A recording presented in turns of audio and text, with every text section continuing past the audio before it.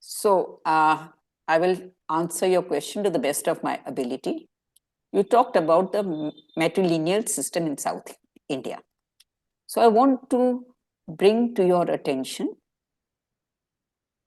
an account written by Megasthenes. Megasthenes was the Greek ambassador to the court of Chandragupta Maurya. So this is the first account that we have of an ambassador to an Indian king. His book is called Indica. Unfortunately, it is lost, but parts of it are preserved in the writings of other people who copied his work. So Megasthenes talks about the Pandya kingdom. And he says that the most distinctive feature of this kingdom is that it is a queendom. It is a queendom, means it is only ruled by queens. And he says that it has never been ruled by males. So that is the first account that we get, and it is around 4th century before Common Era. So that means this weightage or this importance that women enjoyed has a very, very long history. With Megasthenes talking about this, and he does not talk about queendom in any other part of India, but he only talks about queendom in the context of the Pandya kingdom. Then I'll give you another interesting account. That is by an Italian nobleman. His name is Petra della Vella. He came to India around the 16th century. So there's a big jump from the 3rd, 4th century BCE to the 16th, 17th century AD. And this Petra della Vella, he was an Italian nobleman, a rich man who decided that he wants to see the world. So before coming to India, because that's on the way, he went to Iran or Persia. And there he met the Shah of Iran, and he has described his meeting and what he discussed with the Shah of Iran. From there, he came to South India, Southern India. And it is very interesting. He says that, my Dubash is the person who interprets for you. Because you don't know the local language, you need an interpreter. So he tells the Dubash that, I've met the Shah of Iran and I would like to meet the ruler over here. So the Dubash tells him, the ruler over here is the ruler of a certain number of villages, and she's a woman. So that matrilineal system is continuing. So he says that I would like to meet her. So the Dubash takes him to the woman ruler's house in the village, because she used to live in a village. When they go to her house, she is not there. And the house people tell this Dubash that she has gone to a particular village to supervise the digging of a ditch, because monsoons are going to come, and she has gone to supervise the digging of a ditch. So he says, I must see this lady.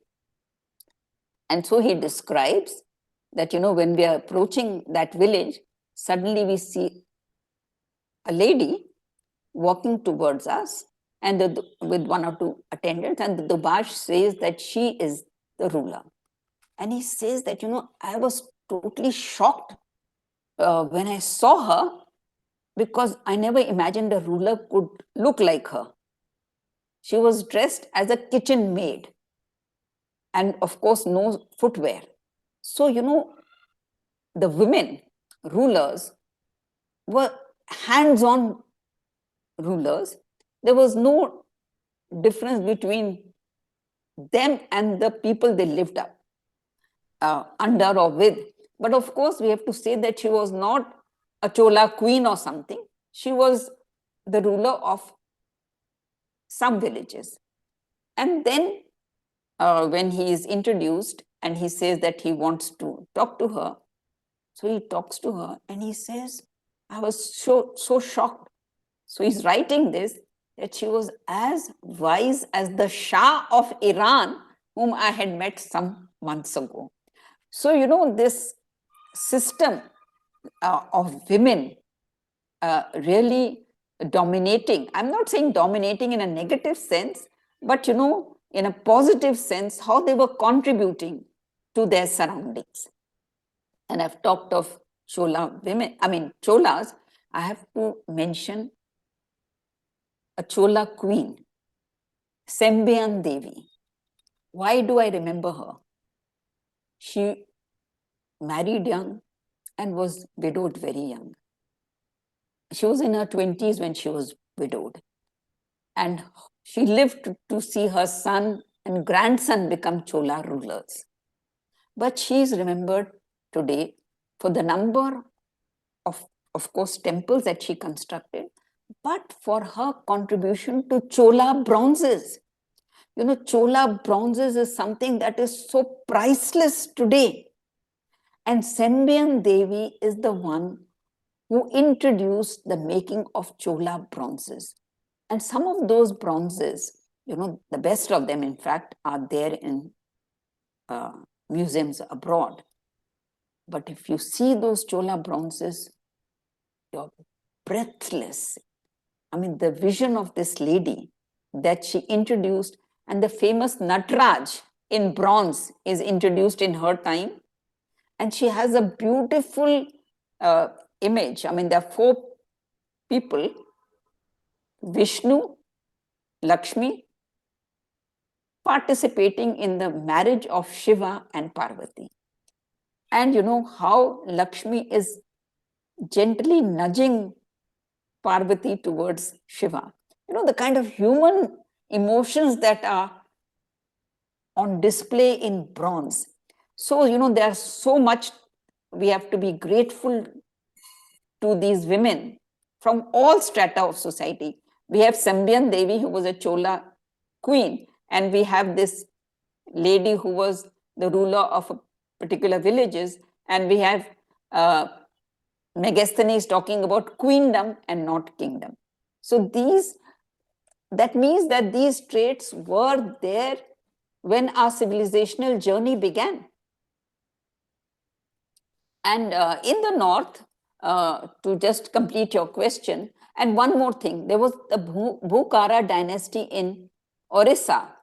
It had 17 rulers or 16 rulers, of them 10 were women. So that continues. In North India, in the religious texts like the Upanishads, we have very, very enlightened women, educated women, who argue on matters of philosophy. For example, with Yajnavalkya.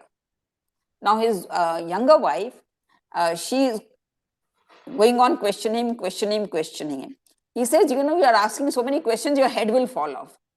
But he says, now stop asking the questions. I will give you all my wealth. I've shared with you whatever knowledge I had. She says, no, you have not. And he says, I'll give you all my wealth if you stop asking the questions. She says, what will I do with the wealth? That will be remaining here. What will happen to me when I leave the world? So she wants to know about this rebirth.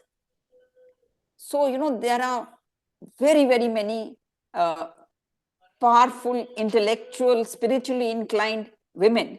And that continues over the ages.